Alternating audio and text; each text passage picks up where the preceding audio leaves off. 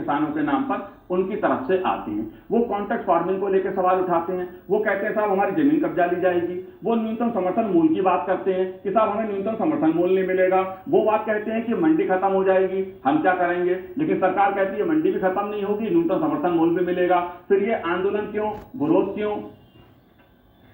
मनोज जी, दो बातें आप जी कहिए। पहली बात तो मैं न्यूनतम समर्थन मूल्य के मुद्दे को ही बात करता हूं जी। एमएसपी का जो प्रोक्योरमेंट था वो सरकार करती है, फूड कॉर्पोरेशन ऑफ इंडिया उसका सारे सिस्टम को कंट्रोल करती है, स्टेट एजेंसीज का इन्वॉल्वमेंट है। इसका सबसे ज्यादा खरीदी का हिस्सा जो है पंजाब और हरियाणा में रहा है जी, लगभग 65% खरीद जो पंजाब हरियाणा से रही है। और ये भी सच्चाई है पंजाब की 98% गेहूं और धान की खरीदी होती रही। तो सवाल यह है कि एपीएमसी में मंडी के आड़तियों को लाइसेंस कैसे मिलता है? सरकार का मशीनरी देती है। और जो प्राइवेट मंडी बनेगी उसका लाइसेंस कौन देगा? कोई केंद्र सरकार तो देगी नहीं, वो भी प्रदेश सरकारों का ही दायित्व है। मंडी चाहे सरकारी हो चाहे प्राइवेट हो, उसका लाइसेंस प्रदेश सरकारें ही देंगी। तो केंद्र सरकार का उसमें कोई लाइसेंस देने की कोई जिम्मेदारी कोई वो नहीं है। इसी में पॉइंट है। क्या ये एपीएमसी की मंडी में ये किसने कहा कि एमएसपी पर ही खरीद होती है? एमएसपी का कोई लेना देना नहीं है एपीएमसी की मंडी में। एपीएमसी की मंडी तो सिर्फ इसलिए है कि वो लाइसेंस अब तक वो राज था उनका अंदर सड़क गिरोह है एपीएमसी के आड़तियों का, जितने भी रहे हैं आज तक, चाहे वो अनाज की मंडी हो चाहे वो सब्जी की मंडी हो, सारी मंडियों में इनका वो रहा है और ये पूरे तरीके से कंट्रोल रहा है। अब उस मंडी की चारदीवारी के बाहर की बात आ रही है, बस यही तो बात है ना। मेरा ये कहना है और ये तमाम हर समझदार आदमी का मानना है कि जब जब विकल्प होते हैं, जब बायर ज्यादा होगा तो उसका लाभ उत्पादन करने वाले को होता है। ये तो है विकल्प देने में, जो मैंने मुजफ्फरनगर का विकल्प बताया। मैं बुलंदशहर जिले का एग्जाम्पल देता हूं। बुलंदशहर जिले में 5000 एकड़ जमीन के अंदर गाजर की खेती करवाई जा रही है और वो पिछले 4 साल से ज्यादा हो गए।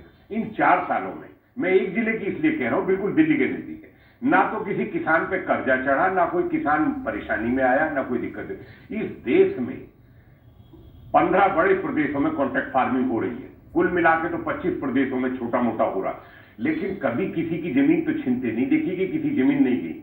और जो लोग ये कहते हैं जमीन छीनेगी, केंद्र सरकार के कानून में जमीन को पूरी तरह सुरक्षित रखा गया है।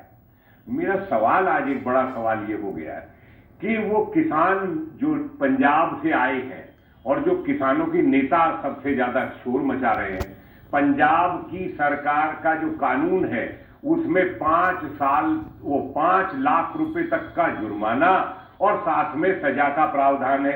वहां कभी विरोध नहीं किया इन्होंने। क्यों नहीं किया?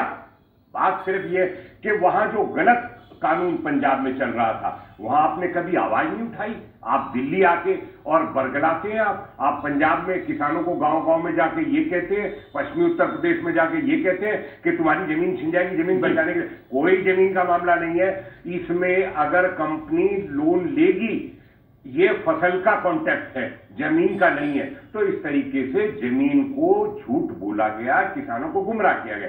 तो दोनों बातें मैंने आपसे इसलिए स्पष्ट करी हैं कि हमारे, और तीसरी बात, एफपीओ बनाने के लिए जो आप ये सरदाना जी कह रहे हैं कि भाई किसान लोग आगे आए, एफपीओ जो बनाने की योजना सरकार ने 10,000 एफपीओ के लिए बजट में इस समय कहा है बार बार, वो इसीलिए तो कहा है कि किसान सीधे उपभोक्ता से जुड़े।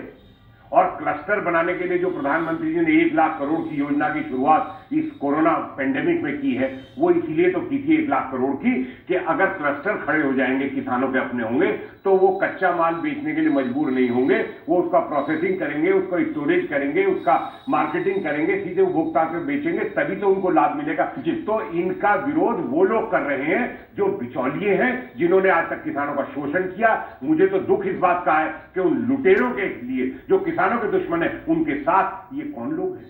ये कैसी हमदर्दी है किसानों के लिए? गरीब किसानों के लिए नहीं है। गरीब किसानों का भी सोचना चाहिए। गरीब किसान की बात कृष्णवीर चौधरी